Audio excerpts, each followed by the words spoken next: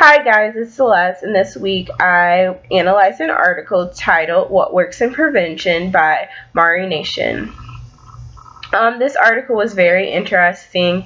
It pretty much looked at more so the principles of prevention programs, and it looked at them in a more general sense, which was a lot different from what I was doing before in the past and focusing in on only substance abuse programs.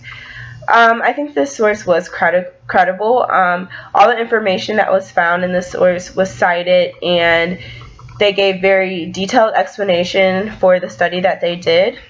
It was mentioned in the article that there was a lot of weaknesses in their research, which was a huge drawback for me and made me look at the information I pulled a little more careful. And if I'm to use this source in my final project, there's a lot of things I would take into consideration. This source was actually published in 2003, but unfortunately a lot of the article reviews that they pulled from were from the 90s, so it was a bit out of date. This article really appealed to logic. It stated the facts and how the study was done, and you could logically decide what you wanted to decide from that, and you could look at it and say that either these principles were effective for prevention programs or they weren't. This article had more of a serious tone, as in it gave the details and you took what you wanted from it.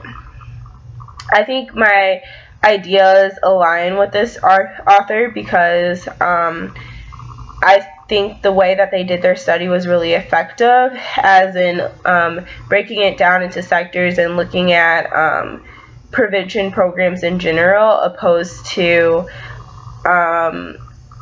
a specific type of prevention program, and it looked at who it was targeting and things of that nature. So I think the way that the author went about the study aligned with how I would.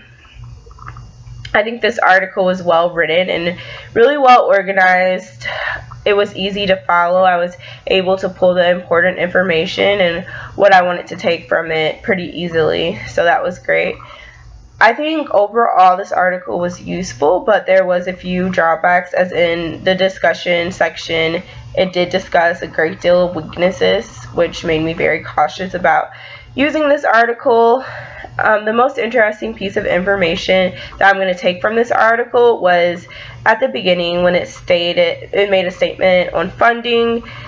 It basically said that the research, scientific-based evidence on prevention programs, the scientific models, they are really expensive, but when it actually comes down to it, that's not as much money that most programs can actually put into their funding. So I thought that was really interesting. Thank you so much for your time. Bye.